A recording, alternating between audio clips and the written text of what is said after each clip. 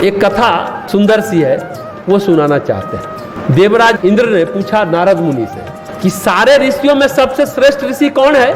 तो नारद ऋषि ने कहा कि कुहुक ऋषि का तप डिगाना बहुत मुश्किल है, सबसे श्रेष्ठ ऋषि वही है। तो इंद्र भगवान ने कहा, देवराज इंद्र ने, कि सभी ऋषियों को बुलाया जाए, देखते हैं मेरे दरबार में कौन ऋषि संयमित रहता है। तो सारे ऋषि आए, पर्वत ऋषि आए, कुहुक ऋषि आए, वामदेव ऋषि आए, ढेर सारे जितने ऋषि हैं मुनि सभी आ गए। अब वहां पर देवराज इंद्र ने अनावरण नृत्य का कार्यक्रम किया।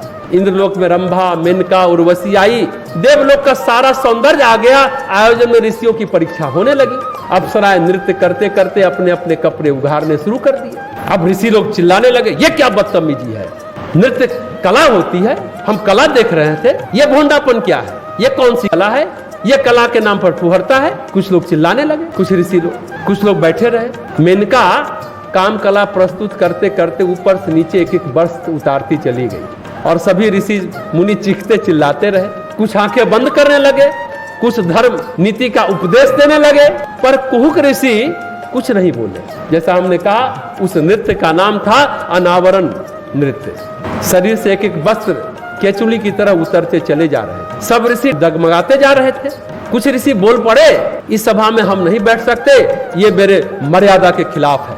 मेनका, रंभा सभी ने क्रमिक रूप से अपने अपने वस्त्र उतारे और एकाएक नृत्य थम गया, एकाएक नृत्य रुक गया।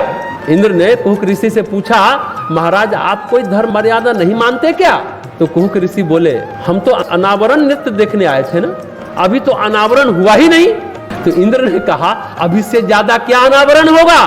देवराज देखो, हम भी तो अनावरण करते हैं, हम भी अनावरण करते रहे हैं। अरे भाई, आत्मा के ऊपर पंचकोश का आवरण है, पंचकोश का आवरण ही तो रियल आवरण है। हमने भी तो आवरण भेदे हैं, एक एक कोष पार कर देह में अपनी आत्मा को खोजा और उसको प्रकट किया।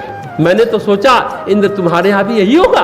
5 कोष जानते हैं ना, आत्मा पर है, अन्नमय कोष, प्राणमय कोष, मनोमय कोष, विज्ञानमय कोष और आनंदमय कोष। ये 5 आवरण को कुहुक ऋषि ने कहा, हमने तो उसे भेदे हैं, हमने तो सोचा कि तुम्हारे यहाँ भी ऐसा हो रहा होगा। मेरे अनुसार तो आवरण उतरे ही नहीं, यहाँ तो कोई पहला आवरण भी नहीं उतार पाया, देह का आवरण भी नहीं उतार पाया, कोई सक्षम नहीं है तुम्हारे यहाँ। अरे कपड़ा कोई आवरण थोड़ी ही होता है, आवरण तो शरीर है, आवरण मन है, आवरण प्राण है।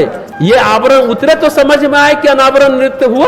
कुहुक ऋषि अचंचल स्थिर बैठे रहे, उनकी वृत्ति न उनकी डिगी न वो चंचल हुए, न उनका मन डिगा न उनकी वृत्ति डिगी।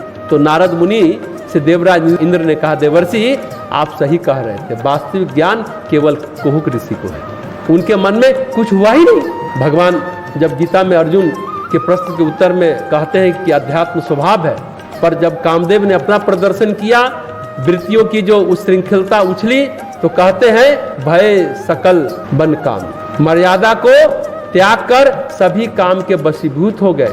ऊपर से चूंकि आवरण पड़े थे ना, नैतिकता का, धार्मिकता का, सब छू मंतर हो गया, सब छू हो गया, उड़ गया। तो एक बात स्पष्ट समझने की है, नैतिकता, धार्मिकता, सामाजिकता, सांस्कृतिकता, ये सभी आवरण है।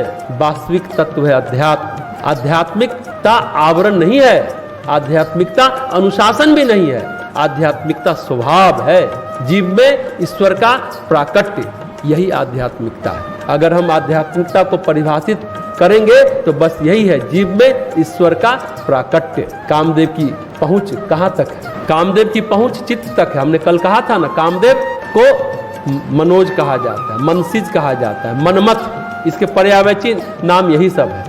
मन से ही जनता है, मन से ही सृजन होता है, उसका मन को ही मतता है तो जन्म होता है। तो कामदेव की पहुंच चित्त तक है, आत्मा तक नहीं है।